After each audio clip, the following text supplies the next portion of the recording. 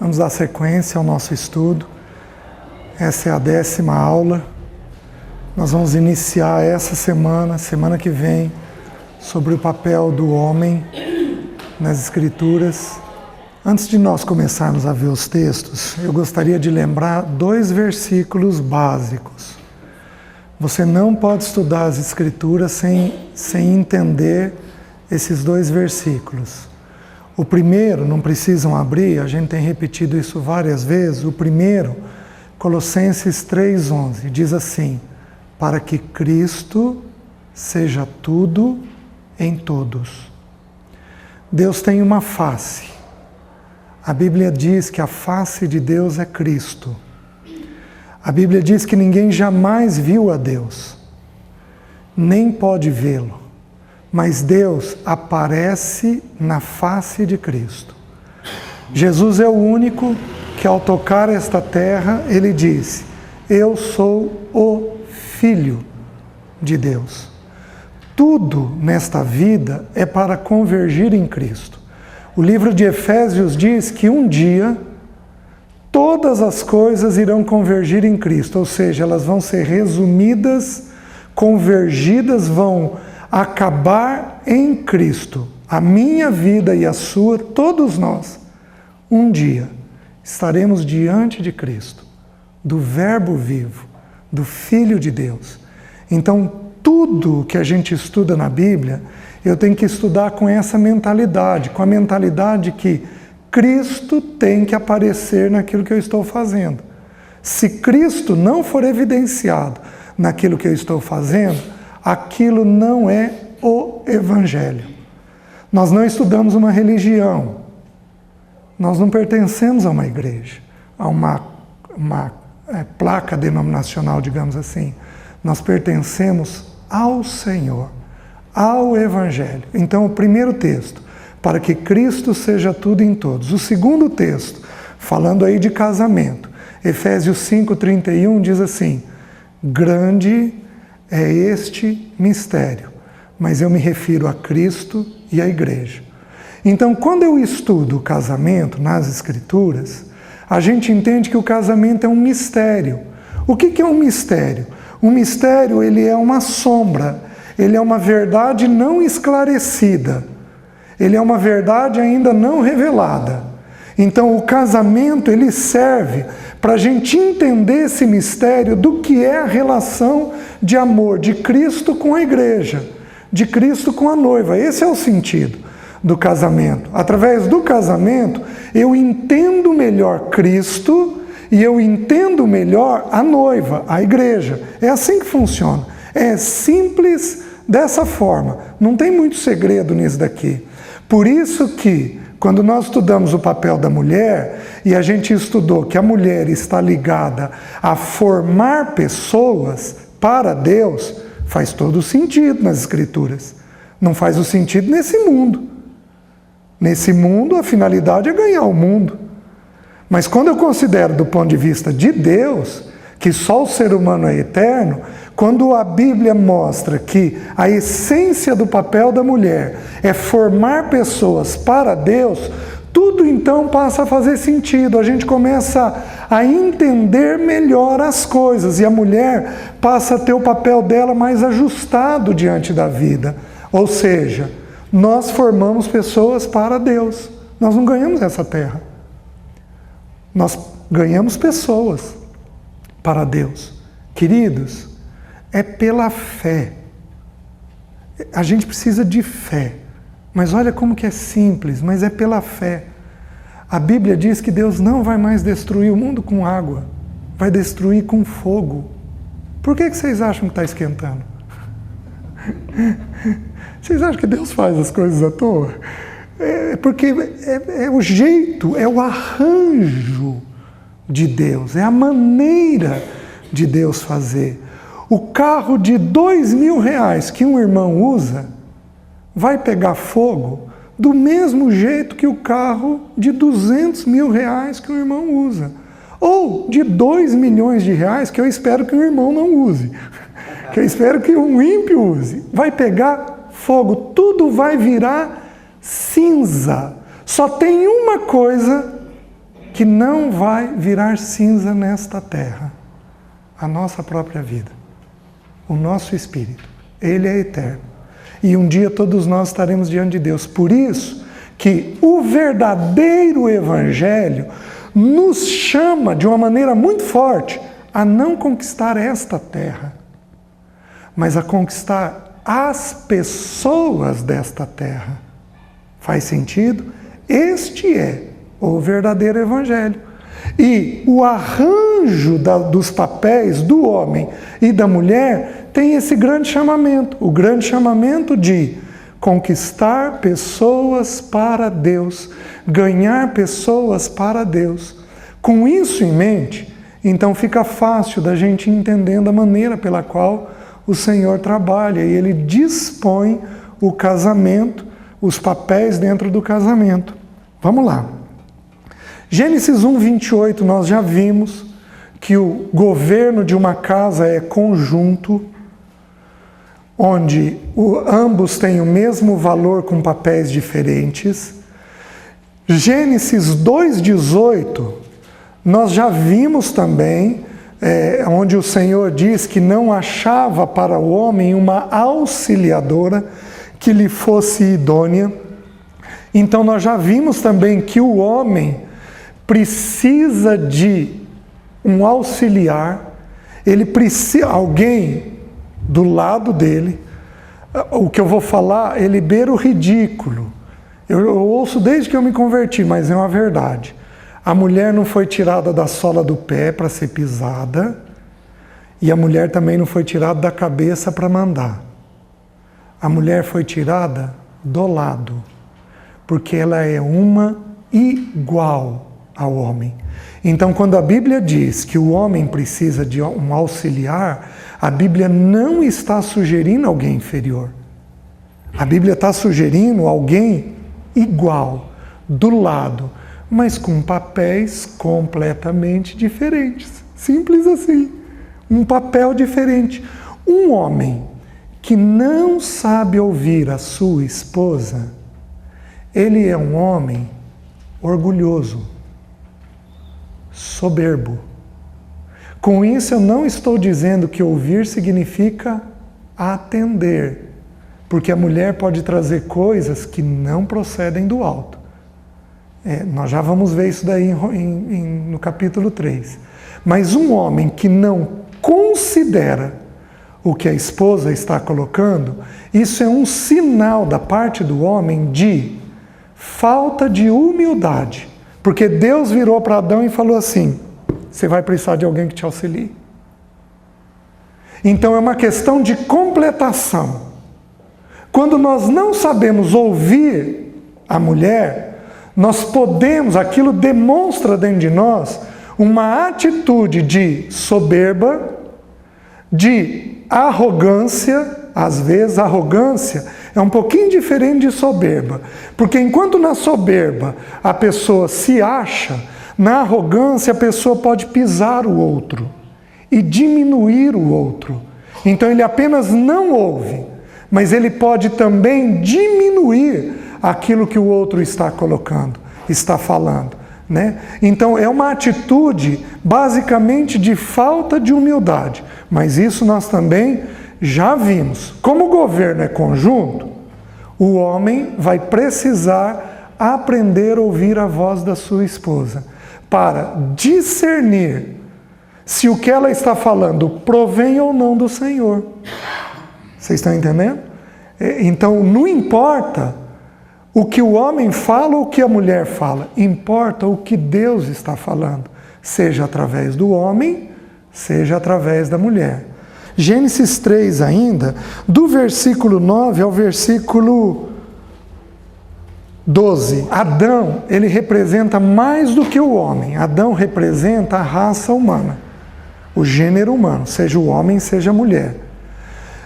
Olha o que Deus fez com Adão logo depois que ele pecou. Adão, onde estás? Mas, meus queridos, é ridículo Deus fazer uma pergunta dessa. Porque quando Deus pergunta onde estás, Deus sabe onde Adão está. Mas ele pergunta para o homem onde está, porque quem precisava saber onde ele estava? O próprio Adão. Adão precisava admitir o que estava acontecendo com ele. Então, isso vale para todo o gênero humano. O gênero humano precisa saber exatamente onde ele está. Mas é muito curioso a pergunta ser feita para Adão. Porque, em geral, o homem, mais do que a mulher, precisa admitir as coisas que estão acontecendo com ele. Quem ele é, do jeito que ele é, como ele age. Adão, onde estás? O que você anda fazendo? O que você anda pensando? Tem coisa escondida na sua vida, Adão? Você está colocando tudo para fora? Você está admitindo os seus problemas, a sua realidade? Ou você tem guardado coisas e tem feito coisas escondidas? Adão, ele, quando percebeu que estava nu, ele cozeu folha de figueira. Lembra? O ser humano tem a tendência de esconder quem ele é. O ser humano tem a tendência de esconder quem ele é. A gente não gosta que luz seja jogada sobre a gente. E Adão representa isso. Ele tinha essa dificuldade de admitir quem ele era. E aí, ele responde: ouvi a tua voz no jardim, vi que estava nu, tive medo e me escondi. O medo é o primeiro sentimento que entrou na raça humana.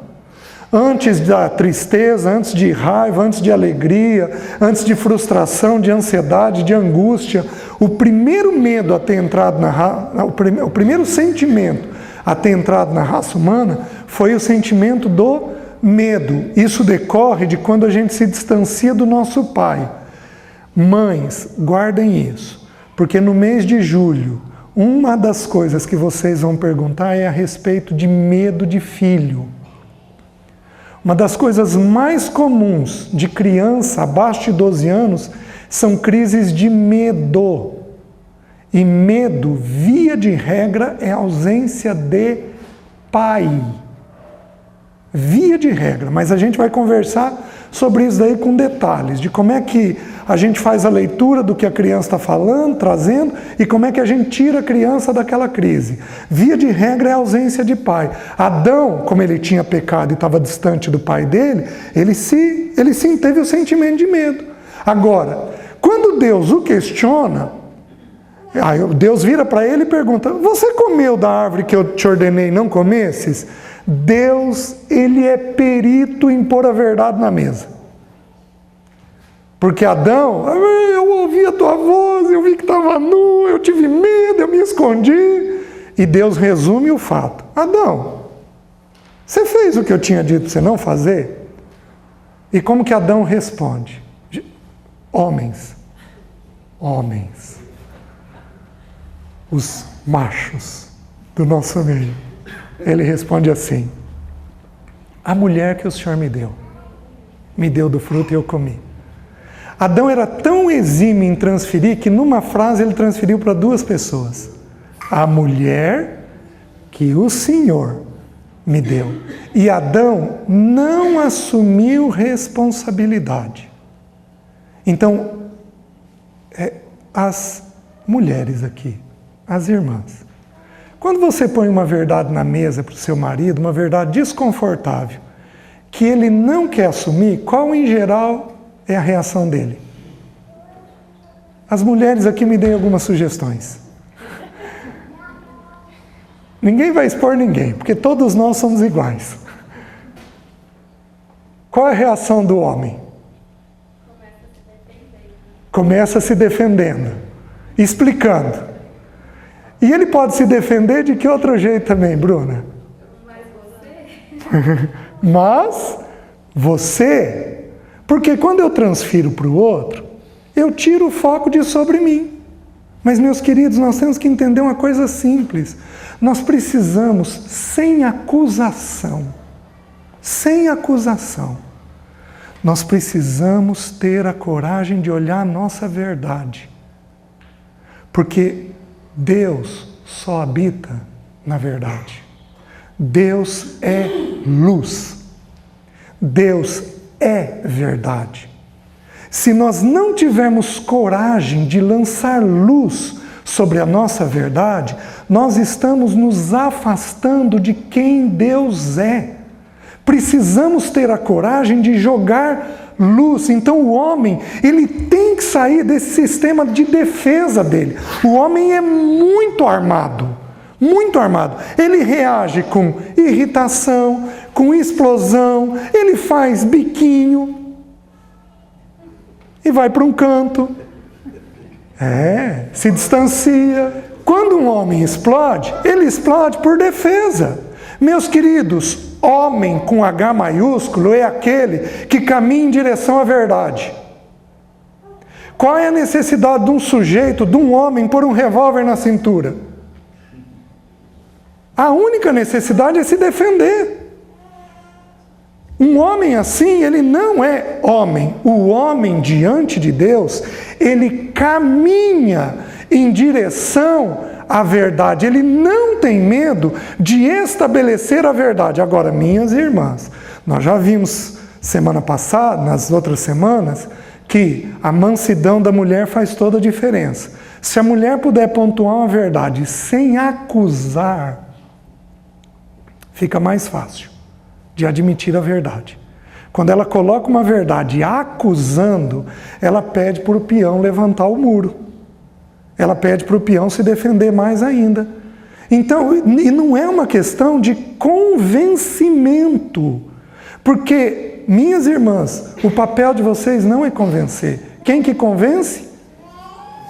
O Espírito Santo de Deus. Não é a mulher. Agora, o homem, ele tem que ter a coragem de bater papo sobre ele. Então, homens irritados, explosivos, homens bicudos, homens que se mantêm em silêncio, são homens defensivos. São homens que não aprenderam a estabelecer a verdade deles.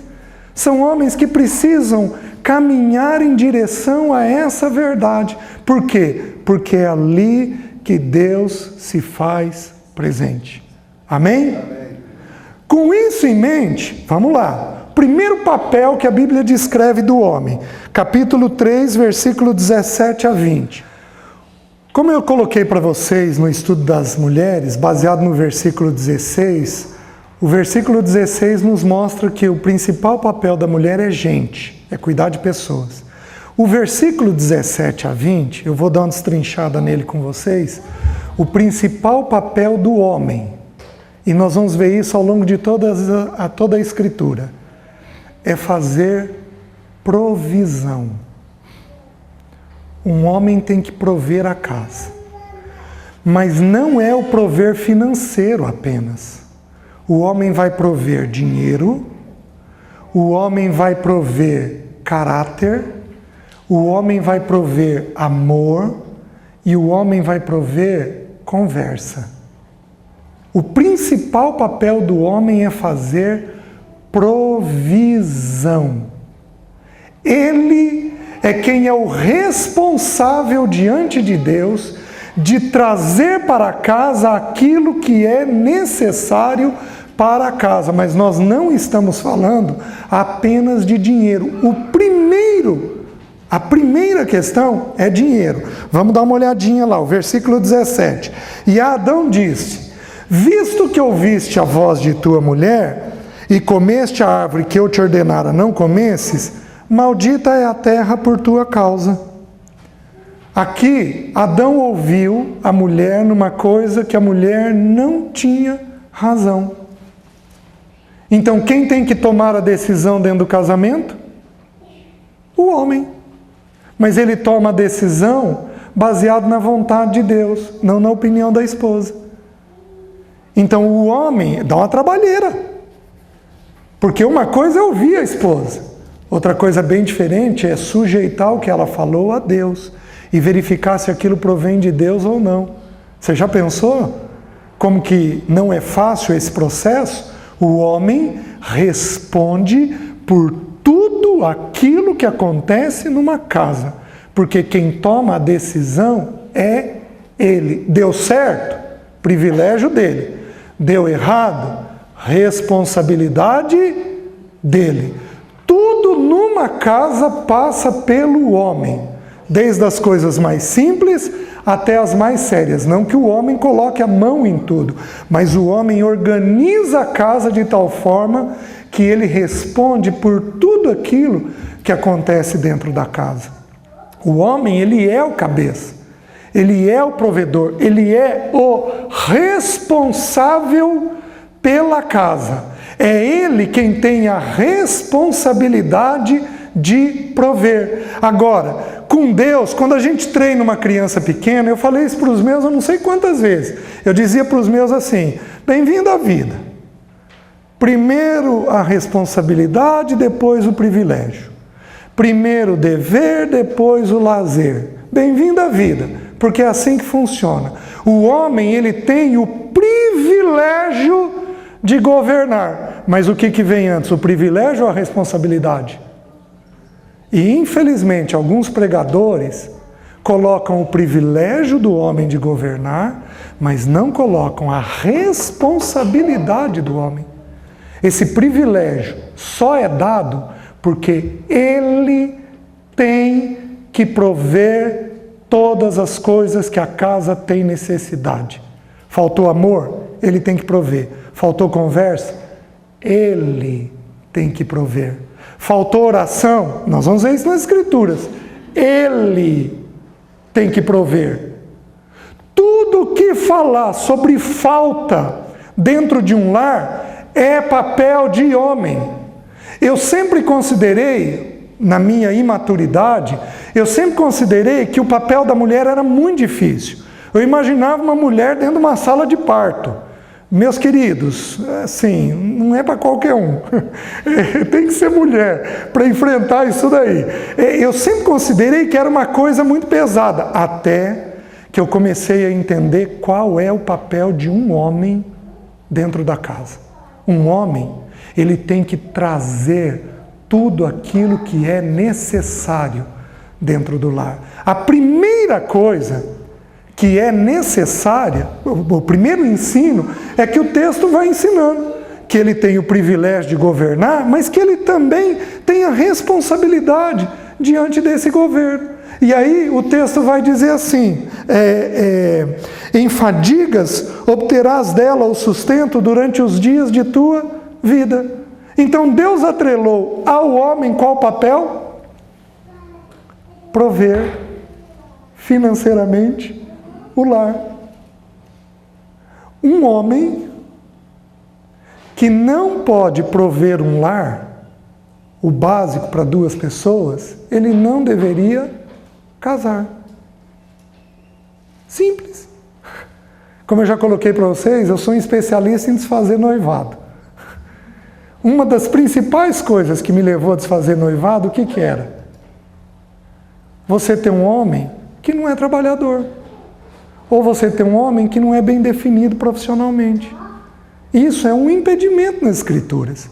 Porque se ele não puder prover a casa, quem que vai prover no início do casamento? Em geral, pai e mãe. E qual é a primeira ordem da Bíblia com relação ao casamento?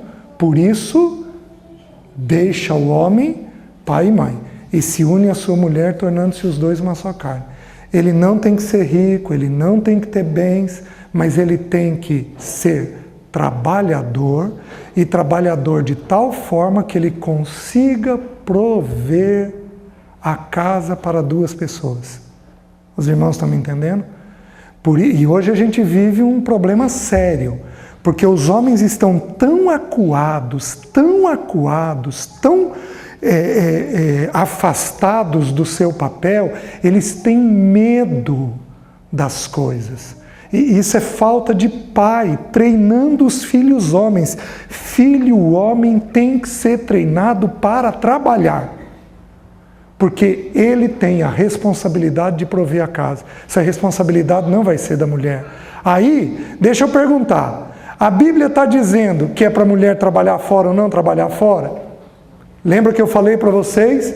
A Bíblia não lança luz sobre esse assunto, mas a Bíblia definiu o principal papel da mulher em quê? Gente. E a Bíblia está definindo o principal papel do homem como quê? Provedor. A primeira coisa que ele vai prover todos os dias da sua vida.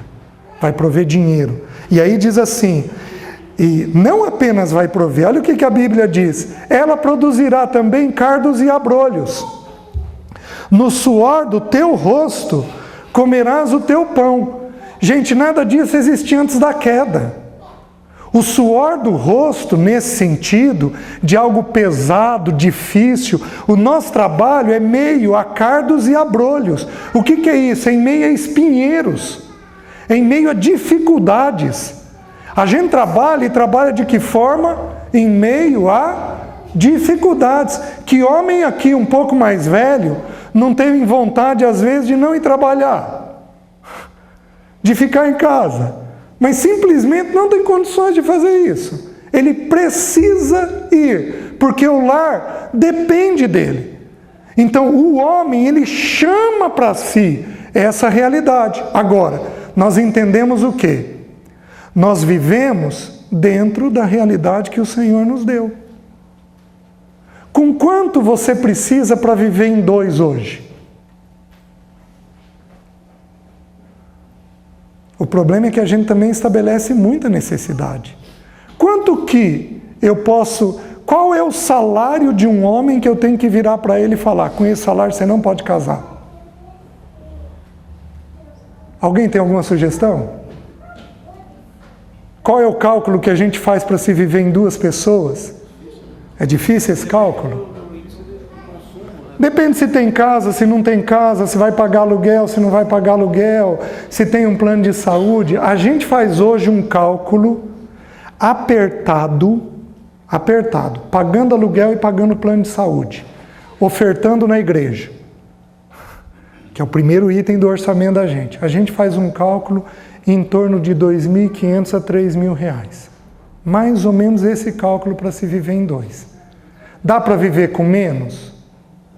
Dá. Aí entra a estratégia do diabo. O diabo é um especialista em produzir necessidade. Porque à medida que produz necessidade, a gente precisa trabalhar mais. Ele é um especialista em produzir necessidade. Quem aqui tem filho abaixo de 8 anos de idade? Teu filho pergunta se você vai pôr comida na mesa? Por que ele não pergunta? Por que o teu filho não pergunta se vai ter comida na mesa? Porque ele sabe que o papai vai pôr comida na mesa. Como que funciona com o nosso Pai Celeste? Nós deveríamos simplesmente saber que Ele vai prover para nós aquilo que nos é necessário. Ele vai simplesmente prover o básico que a gente tem, mas a gente fica criando necessidades dentro de nós. E quanto mais necessidade a gente cria, mais tem que se trabalhar para aquela necessidade. Homem, lembra de uma coisa, a primeira coisa que você vai prover é dinheiro, mas não é a única coisa que você vai prover. Então não é para você se arrebentar de trabalhar. Porque se você se arrebentar de trabalhar, você não vai poder prover amor, como nós vamos ver um pouquinho mais na frente. O amor, ele precisa de tempo. Não há amor sem tempo. Não há amor sem tempo. Não existe. Então, não ache que o único papel teu é a provisão do dinheiro, porque não é. É a primeira que a Bíblia está descrevendo. Por quê? Porque não dá para viver sem comer. E o Senhor reconhece essa necessidade, por isso Ele coloca isso em primeiro lugar. Mas Ele não segura apenas a necessidade na questão financeira, a provisão na questão financeira. Então, a primeira realidade do homem, o prover. E aí, nós vamos ter que aprender a viver, aqueles que ganham pouco, têm que aprender a viver com pouco. Agora, não é um impedimento. O homem que não pode casar é aquele que não é trabalhador. Ganhar pouco Mas o suficiente não é impedimento para casar. Ganhar pouco, mas o suficiente não é impedimento. O que um homem não pode para casar é não ser trabalhador. Se ele for preguiçoso, ele não pode casar. Porque aí ele vai jogar essa fatura sobre as costas de alguém. Ou vai ser os pais, ou vai ser os sogros, ou vai ser a esposa. Aí está completamente errado, aí é indevido, né? Certo, vamos um pouquinho mais. O versículo 20, ele fala de uma provisão curiosa. O versículo 20 diz assim: deu o homem o nome de Eva, sua mulher, por ser a mãe de todos os seres humanos. Queridos, o que o nome na Bíblia representa? O nome na Bíblia representa ou o caráter, ou a função, o papel. Por exemplo, Adão na Bíblia significa vermelho, porque do pó da terra ele foi formado. Então o nome representa uma função, uma parte do caráter e da função dele. Ele foi gerado ali no pó da terra. Davi significa amado. Noé significa repouso. Por quê? Porque em Noé a terra repousou do pecado que estava judiando da terra. Então o nome representa ou uma faceta do caráter ou uma faceta do papel. Quando Adão vira e diz para a mulher dele que ela vai se chamar tal coisa, Adão está fazendo o quê? Adão está dando para ela um caráter. Adão está trabalhando a vida interna da mulher. Vocês estão conseguindo entender? É papel do homem olhar a mulher, ver o que precisa ser trabalhado, e aí eu vou usar uma expressão do Novo Testamento: santificá-la. Separar o que é indevido. O que eu vou falar, vocês me ouçam com um pouquinho de restrição, porque é uma fala perigosa de ser entendida, tá? Eu não acho que a gente casa para terminar de formar o outro. Então a gente não é pai de quem a gente casa, mãe de quem a gente casa. Eu não acho que casei com meu pai, casei com a minha mãe. A coisa não é por aí. Mas entendam o que eu vou falar. Todos nós, a gente vem para o casamento mal preparado. O lar da gente, por melhor que ele seja, ele não prepara a gente plenamente para o casamento. Por exemplo, tem mulheres que são secas. E se o papel da mulher é gente, ser seca é ruim. Tem homem que é indisciplinado, que trabalha demais, ou às vezes trabalha de menos, e isso vai ter que ser ajustado dentro dele. Então nós temos que entender que quando a gente casa, o parceiro não vem pronto. E qual é o nosso papel? Ajudar ele a ser formado dentro da realidade dele. A mulher faz isso com o homem. Mas, meus queridos, em especial, o homem faz isso com a mulher. Então, o homem tem que bater o olho naquilo que a mulher tem que não poderia ter, ou não tem que deveria ter. E o homem deveria trabalhar a mulher nisso daí. Mas isso vai ficar mais claro quando a gente for estudar o livro de Efésios. O texto lá, a porção de Efésios, que fala que é para o homem santificar e purificar a mulher. Então, o homem dá o nome para a mulher, ele dá o caráter da mulher.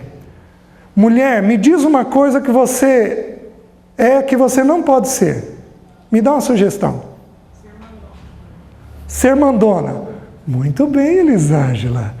A Elisângela foi corajosa. A vizinha da Elisângela tem esse problema, eu suponho. Uma amiga sua. Uma mulher mandona. De quem é o governo? Do homem. Uma mulher mandona pode virar um problema dentro do lar? Pode. Oh. E dos grandes. E um problema dos grandes. Pode virar um problema?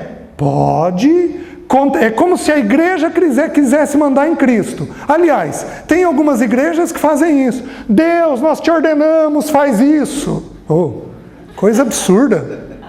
Como se a igreja quisesse mandar em Deus. Não pode ser assim. Mas existe isso. Inclusive dentro da igreja. Tá bom. O que o Admir tinha que fazer com a Elisângela? É verdade. Desculpa, Elisângela. É verdade. O que o Admir deveria sugerir para o marido da amiga da Elisângela? Vem cá, querida. O governo é meu, não é teu. Abri os textos bíblicos. Isso daqui vai fazer mal para você. Eu suponho que não é maldade tua, querida, você fazer isso. Eu suponho que é a tua formação que foi indevida. Mas esse é o modelo da Bíblia, esse é o modelo que nós vamos seguir. Vem cá, vou orar com você. Mas César, se o homem for omisso, essa mulher vai desesperar. Mulher, entenda o que eu vou te falar. Mas entende isso. O reino de Deus é completamente diferente do reino dos homens. No reino dos homens, fazer um papel que a gente não foi chamado tem mérito. No reino de Deus, não. Fazer um papel que eu não fui chamado significa desobediência. Então a mulher tem que aprender a se manter apenas dentro do seu papel. Ela faz o seu papel. Ah, mas vai faltar. Ela faz o seu papel. Quem é o pai e o marido das viúvas? Deus. Tem viúva de marido vivo. Tem homem que é omisso a tal ponto de expor a mulher. Deus vai se encarregar de ajudar essa mulher nas coisas que acontecem. O que ela não pode é assumir um papel que não lhe pertence. Vocês estão me entendendo? Isso significa desobediência. Se eu entrar no papel do seu Osvandir, eu estou desobedecendo a Deus, porque Deus deu as minhas tarefas, não me deu as dele. Na parábola dos talentos, o Senhor distribuiu 5 para um, 2 para outro, 1 para o outro, segundo a capacidade de cada um. No final das contas, ele chama o de 5 e o de 2 e diz assim: servo bom e fiel, foste fiel no pouco, sobre o monte te colocarei, entra no gozo do teu Senhor. Porque o de 5 multiplicou, o de 2 multiplicou 5, o de 2 multiplicou, porque a gente só faz o papel que Deus nos atribuiu, nós não fazemos o papel do outro. Onde é delicado, que no mês de julho eu vou responder, como é que uma mãe faz para governar a vida dos filhos sem ser o cabeça? Então vocês vão segurar isso daí para o mês de julho, porque tem situação que é urgentíssima, que a mãe tem que intervir. Aí eu vou explicar para vocês como é que a gente intervém sem sair do nosso papel. Então aquela parábola, ela mostra um ensino que Deus premia a fidelidade. Tudo aquilo que Deus pediu para você, não abram. 1 João 5,3. Os meus mandamentos não são penosos. O que Deus pede para uma mulher não é penoso. Só que se uma mulher for fazer o que Deus não pediu, aquilo vai pesar. Se uma mulher começar a ser o cabeça da casa, aquilo vai pesar. Ela vai começar como cabeça, terminar irritada. Porque aquilo não é papel dela. Não é papel da mulher. Então a mulher tem que aprender a se manter dentro daquilo que Deus determinou para ela. Nem menos e nem mais. Vocês estão conseguindo entender isso? Gente, se eu olhar para trás, eu não deixaria uma filha minha casar com um sujeito como eu lá atrás. Eu não deixaria. Mas eu tinha uma coisa, que eu tomei uma decisão no início da minha vida cristã. Que coisa que eu tomei? Eu decidi amar a Deus. E aí não tem nada que o Senhor não trabalhe com alguém que decide amar a Deus. Tá? Os princípios de Deus para o casamento são universais. Quem aplicar dá certo. Então os princípios de Deus para o casamento é para a raça humana, não é para a igreja. É para a raça humana. Quem aplicar vai dar certo. Se um espírita aplicar os princípios de Deus para o casamento dele vai dar certo. Se um muçulmano aplicar os princípios de Deus no casamento, o casamento dele vai dar certo. O casamento dá certo quando ele é feito segundo os princípios de Deus. Não importa se é crente ou se é ímpio. Tudo bem? Aí fica mais claro para a gente entender. Agora, o problema nós estamos tocando num papel aqui. Foi tocado no papel da omissão masculina. Um homem que se omite não é um homem que provê. Qual é o principal papel do homem no casamento? Provisão de todas as coisas. Um homem que se omite é um homem que não provê. Isso é grave, isso é sério dentro do casamento, né? Vou colocar para vocês. Um homem omisso, uma mulher destemperada, fazendo o papel da doida na casa sem ser a doida, mas ela descompensa. Certo? Dos dois, o homem omisso, a mulher destemperada, qual é mais grave?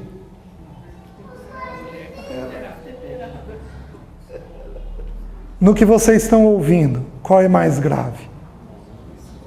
Porque tudo começa no homem. A mulher em geral destempera porque o homem é omisso. Agora, qual dos dois que aparece? A mulher destemperada. Quem faz o papel da louca é a mulher. Eu não sei mais, minha mulher tem muito problema, não é possível. Eu fui muito omisso no meu casamento. Tem áreas em que eu fui mais omisso e tem áreas que eu não fui omisso. Por exemplo, na formação dos filhos, eu e a Alessi tivemos um bom ajuste. Mas, em geral, em alguns problemas nossos, eu fui omisso naqueles problemas. Aí, chegava um momento que a Alessi tinha uma crise de irritação. Ela explodia. Tá bom. Aí, quando ela explodia, deixa eu ir atrás para ver o que está acontecendo, né? Só que quando a gente conversava, ela me dava sinais de que ela tinha emitido vários sinais antes da crise e eu não tinha percebido. Porque eu era omisso. Em geral, quando uma mulher descompensa, uma das primeiras coisas que a gente investiga é omissão masculina. Vocês estão entendendo? É omissão masculina. E mulheres, deixa eu dizer uma coisa aqui. Algumas de vocês são tão discretas, mas tão discretas, que vocês às vezes nem transmitem a ideia de que estão mal. Isso é errado. Se uma mulher for... A mulher tem que ser discreta. Mas se uma mulher for discreta a tal ponto dela não comunicar a angústia dela, o marido não vai saber o que está acontecendo. Então a mulher tem que vestir sainha, fragilizar, mostrar que aquilo está doendo dentro dela, colocar para o marido que aquilo não pode, porque uma mulher que não sinaliza que ela não está bem, ela empurra o marido para conviver com a vida como se a vida não tivesse problema. Ele vai se achar o melhor marido do mundo. Isso também é errado. A mulher, ela tem que absorver a dor, mas não pode absorver demais. Então, os extremos. Uma mulher que descompensa, mas uma mulher que não manifesta nada, isso também está errado. E aí, o homem tem que aprender a se posicionar dentro das coisas que estão acontecendo. Não há comunhão sem conversa. O homem tem que comunicar. Neste quesito, eu fui muito ruim dentro do casamento. Eu falo aqui, eu falo na clínica, mas eu não sou de falar. Se você me pegar no final da reunião, se algum irmão não estiver conversando comigo, eu estou no meu canto quieto, porque eu sou por natureza quieto. E essa quietude me levou à omissão. Então, de que jeito que o homem conduz a casa? Ele conduz com comunicação. O nosso modelo é Cristo. A referência do homem é Cristo. Cristo tem uma curiosidade. Um dos nomes de Cristo, sabe qual que é? Verbo. Sabe o que significa no grego a palavra verbo? Palavra por excelência. Então o homem tem que saber falar. Se ele falar demais, ele esgota o ouvido da mulher. Só que se ele falar de menos, ele não se posiciona no que é necessário. Agora, olha que interessante. Um dos nomes de Jesus é verbo, palavra. Mas eu leio tudo o que Jesus fez e falou em 10 horas. Para uma vida de 33 anos, ficar resumida a 10 horas é pouco. Vocês não acham? Eu leio tudo o que ele fez e falou em 10 horas. Por quê? O ensino é de que a gente não precisa falar muito, mas a gente tem que falar o que é necessário. Está entendendo? Há um tempo atrás, eu estava conversando com um casal e ela falando do sentimento de tristeza dela. Aliás, antes de eu perguntar para ela, eu perguntei para ela, como que ela estava? Ela estava triste. Ela virou para ele. Aí eu falei, você falou para ela? Quando ela virou, eu já entendi tudo. Você falou para ela que ela estava triste? Não. Eu falei, mas meu amigo, já é difícil de perceber. E você não leva a fama na hora que você percebe? Você deixou de comunicar para ele, querida, estou te vendo triste. Que mulher que não ia se sentir amada com uma percepção dessa. Então não basta perceber. Eu tenho que perceber e comunicar. Assim como não basta para a mulher sentir e ser discreta. Ela tem que sentir e comunicar que ela não está bem com aquilo. Tudo bem? Vamos um pouquinho mais? Abra no Salmo 128. Qual é o principal papel do homem? Prover. De acordo com Gênesis 3, ele proveu duas coisas. Ele proveu dinheiro e ele proveu caráter para a vida da sua mulher. A Bíblia nunca se contradiz, pelo contrário, ela vai confirmando como ela é. O entendimento dela, um texto atrás do outro vai confirmando, certo? Salmo 128 é um salmo escrito para o homem casado. Esse salmo, como é que eu sei que é para o homem casado? No versículo 3 ele diz assim, tua esposa. Ele coloca 5 assuntos, não por ordem de importância, mas por ordem de prioridade. É a maneira pela qual o Espírito de Deus vai ordenando a vida de um homem. São 5 assuntos colocados por prioridade. O assunto de Deus, dinheiro e trabalho, mulher, filhos e igreja. São esses 5 assuntos que entram ali. Nós fomos ensinados que, por ordem de importância, depois de Deus, quem que deve vir? A mulher. É para um homem, depois de Deus, quem que deve vir? A mulher. Só que o texto, o Espírito Santo foi muito sutil. O Espírito Santo colocou dinheiro e trabalho antes da mulher. Por quê? Porque o assunto não é por ordem de importância. O assunto é por ordem de resolução. Um homem tem que ser bem resolvido nisso. Se ele não for bem resolvido, ele não avança. É como se fossem 5 degraus. O homem sobe o primeiro, subindo o primeiro, ele consegue subir o segundo. Então lá o texto diz assim, bem-aventurado o homem que teme ao Senhor e anda nos seus caminhos. Deus, do trabalho de tuas mãos comerás, feliz serás e tu te irá bem. Dinheiro e trabalho. Tua esposa no interior de tua casa será como a videira frutífera. A esposa. Teus filhos como rebentos da oliveira ao redor da tua mesa. Filhos. Eis como será abençoado o homem que teme ao Senhor. O Senhor te abençoe desde Sião. Sião é onde fica Jerusalém. Sião representa a igreja ali. Então, o último assunto, a igreja. Aí deixa eu destrinchar para vocês um pouquinho o texto. Só para a gente ver que está de acordo com a provisão inicial do texto. O principal papel do homem é prover. Primeira coisa que o homem tem que se ver. Bem-aventurado o homem que teme ao Senhor e anda. Porque, meus queridos, temer a Deus no sentido de que Deus existe, isso não é difícil. Difícil é andar. Não basta você estar ouvindo. Você tem que andar. Uma vez eu ouvi uma expressão que é muito curiosa para homem. Tem homem que tem o ministério do sino.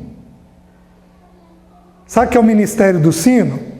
O sujeito fica fora da igreja, batendo o sino, chamando todo mundo para dentro da igreja, mas ele mesmo não entra. Mulher, vai lá na igreja. Isso mesmo, você tem que ir. É importante fazer. Nossa, é importante ler a Bíblia. É isso mesmo. Ora lá. Pede para o pastor lá para você orar. Tem que orar por esse e por esse assunto. Mas ele mesmo nunca faz uma oração. Esse não é o princípio. Um homem, segundo Deus, se ele crê que Deus existe, ele tem que começar a dar passos diante de Deus. Bem-aventurado o homem que teme e anda. Ele tem que começar a tomar decisões, a fazer. Meus queridos, quantos anos um homem omisso vai aprender a ter uma posição adequada? Talvez 5 anos, 10 anos. Só que toda grande obra tem que ter um pequeno começo. Você não edifica um prédio de 50 andares se você não fincar uma estaca, dizendo, é aqui que nós vamos passar o fio, é aqui que nós vamos fazer o buraco. Toda grande obra tem que ter um bom começo. Só que, homem, o que eu vou falar é para você. Deus vira e diz assim, onde estás? O homem tem que ser corajoso de virar e falar, eu tenho essa deficiência, eu tenho esse problema, eu sou omisso, eu sou iracundo, eu sou indisciplinado, eu sou inflexível, eu sou falante, eu sou quieto. O homem tem que ter a coragem de virar e falar, eu sou assim, eu tenho isso de virtude, mas eu tenho isso de defeito, porque é em cima disso que o Espírito de Deus vai trabalhar. Então, o que o Espírito está fazendo com você? Ele está lançando luz sobre quem você é. O teu passo é temer e andar. Senhor, eu temo a Ti. E eu quero começar a corrigir esse problema que eu tenho. Senhor, dá-me graça de corrigir esse problema que eu tenho. Né? Eu era altamente indisciplinado. Eu tinha disciplina na minha vida só para uma coisa: trabalhar. Era a única disciplina que eu tinha. Eu não tinha disciplina para outra coisa. E aí o Senhor precisou tocar em mim de muitas formas, até me quebrar. E eu aprender que a vida não é só trabalho, que tem muito mais coisas na vida além do trabalho. Porque o primeiro ponto então é Deus. O segundo, do trabalho de tuas mãos comerás. Feliz serás e tu te irá bem. Queridos, por que Deus colocou o dinheiro e o trabalho antes da mulher e dos filhos? Parece ilógico. Como é que o Espírito faz isso? Presta atenção, as mulheres vão me responder. Se um homem trabalhar demais, ele presta atenção em você? Não. Se um homem trabalhar de menos, ele te coloca em situação complicada? Então, se o homem não aprender a se ver em trabalho, ele não percebe a mulher. Ele não percebe a mulher. Isso é um complicador. Aí eu vou mais longe. Se um homem for, vamos falar de dinheiro, se um homem for gastão e se endividar, ele vai ficar irritado e vai deixar de te perceber? Vai. Se ele for avarento, mochiba, preocupado demais em guardar, ele vai te perceber? Não. Qualquer uma das duas realidades, de dinheiro e de trabalho, se o homem não aprender a lidar, ele não consegue perceber a mulher e os filhos. Eu sou um privilegiado, eu ouço histórias de tragédia e ouço histórias de milagres. Mas eu já ouvi histórias de homens que não compram, viajam em família e não compram água na viagem. Eu estou falando de viagem cara. O sujeito não compra água. Eu estou falando de homens que viajam com a sua família e a família de origem, compra uma Coca-Cola para a família de origem e não permite que sua esposa compre. Meus queridos, vocês acham que um homem desse vai viver o quê dentro do casamento? Um homem que não sabe lidar com dinheiro e trabalho, ele não consegue ter percepção da mulher. Minhas queridas, isso daqui não é para vocês condenarem seus maridos. Isso daqui é para a gente identificar o problema e ir em direção ao problema. Problema existe para ser resolvido. A gente tem que identificar o problema e com muita lucidez, debaixo de um espírito de oração e de temor ao Senhor, nós temos que caminhar em direção à resolução do problema. Se nós temos um homem que não sabe lidar com trabalho ou com dinheiro, nós temos que caminhar em direção a isso. Uma das coisas que os homens aqui precisariam fazer, talvez até eu posso considerar depois com os irmãos que estão cuidando da sala, ver se a gente pode fazer, são homens que precisam aprender a fazer um orçamento doméstico. Deixa eu contar para vocês a minha realidade. O meu pai, ele mexia com terra. Meu pai era fazendeiro. Ele criava gado, tirava leite, ele educou 6 filhos com isso. Meu pai sabia fazer isso muito bem, mas como todo fazendeiro, o meu pai aprendeu que numa fazenda você tem que viver com dívida. Que sem dívida não se cresce. Meu pai era dessa geração. O que é muito comum entre quem tem terra, mas é uma realidade extremamente ruim. Mas extremamente ruim. E eu cresci nesse ambiente. No ambiente de que a gente cresce com dívida. Me converti aos 15 anos, casei aos 22, fiz um bom curso de noivos, com um irmão que já era pastor, e ele me ensinou a fazer um orçamento. Tá bom. Aprendi a fazer o orçamento. Com 6 anos de casado, eu devia 1 ano de salário. E escondido. Eu já testemunhei isso para os irmãos. E a Alessi não sabia disso. A Alessi virou para mim, quando eu abri com ela, e falou assim: César, eu não confio em você financeiramente. E eu já pregava para casais. E eu nessa realidade. Eu devia 1 ano de salário. Aí eu fui tentado, mas tentado. A minha esposa, a bolsa dela é um milagre. Se eu pôr R$100, é capaz de terminar o mês com 120. A bolsa, o dinheiro dela rende.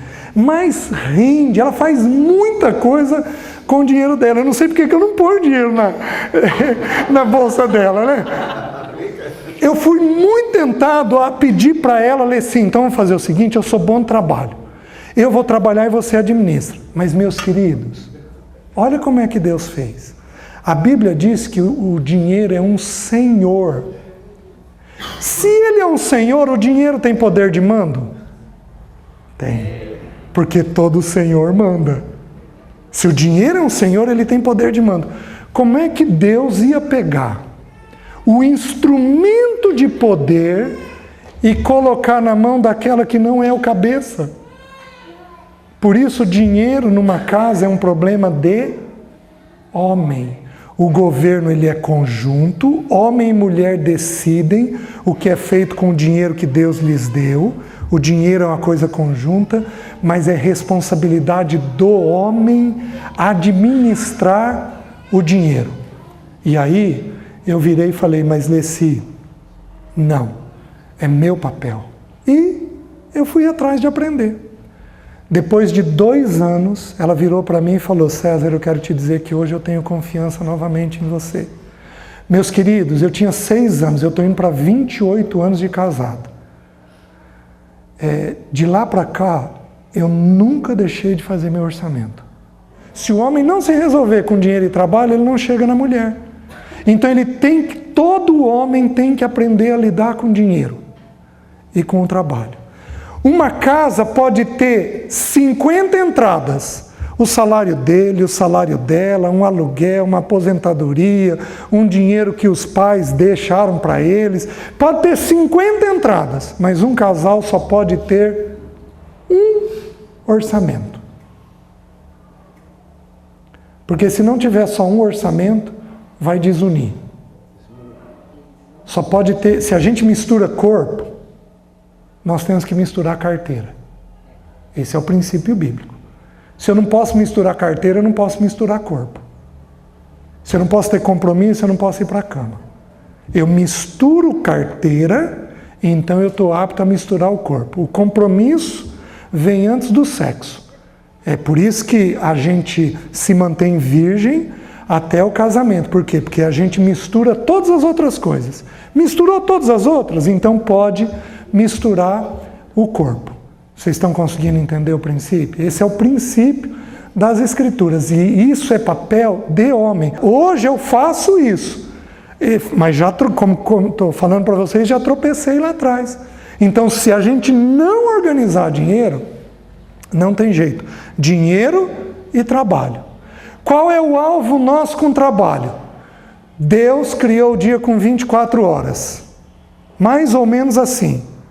8 para dormir, 8 para trabalhar e 8 para fazer todas as outras coisas. Almoçar, comer, relaxar. 8 para dormir e 8 para trabalhar. Então o alvo nosso é mais ou menos qual? Em torno de 8 horas por dia. E um homem que tem 2 empregos? Primeira pergunta que eu faria: por que tem 2 empregos?